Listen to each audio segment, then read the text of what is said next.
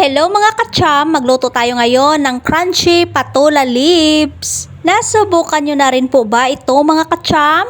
Meron tayong bagong pitas na patula leaves, kaya lutuin natin ito mga kacham. Isinawsaw ko lang ang patula leaves sa tinimplahang itlog na merong kaunting harina. Isang itlog at kalahating kutsarang harina ang aking hinalo mga kacham. Tinimplahan ko na rin. Naglagay lang ako dito ng pampalasa, kaunting asin at paminta. Pagkatapos, niluto ko na rin.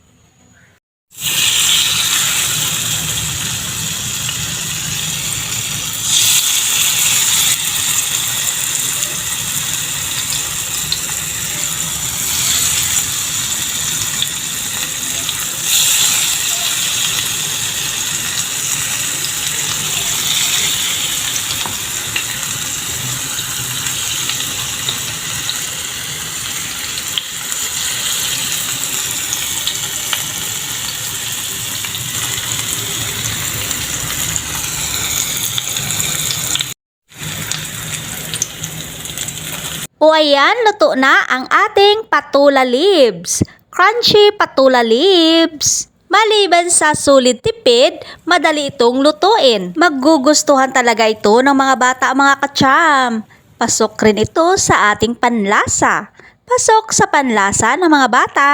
Sa lahat ng mga madahon na gulay at ginawang crunchy leaves, itong crunchy patula leaves ang pinakamasarap na natikman ko mga kacham. Simple lang ang pagtimpla at pagkaluto pero crunchy. Pinatuyo ko lang ang mantika ng ilang minuto pero pagbalik ko crunchy pa rin ang ating patula leaves. Matagal siya makunat mga kacham kumpara sa ibang madahon na gulay. Lutong-luto na ito mga kacham pero parang presko pa rin ang kanyang mga dahon. Ngayon ko lang ito nasubukan lutuin mga kacham. Hindi ko alam na masarap pala. Masarap pala ang ganitong gulay. Sige nga, subukan nating tikman kung crunchy nga ba. Kaunti lang ang aking niluto mga kacham. Patsamba lang ito. Patsamba sa lasa at sa sarap.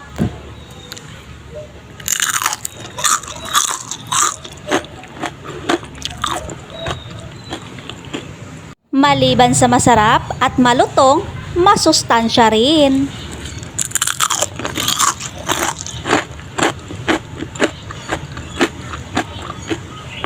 Kain na po kayo mga kacham!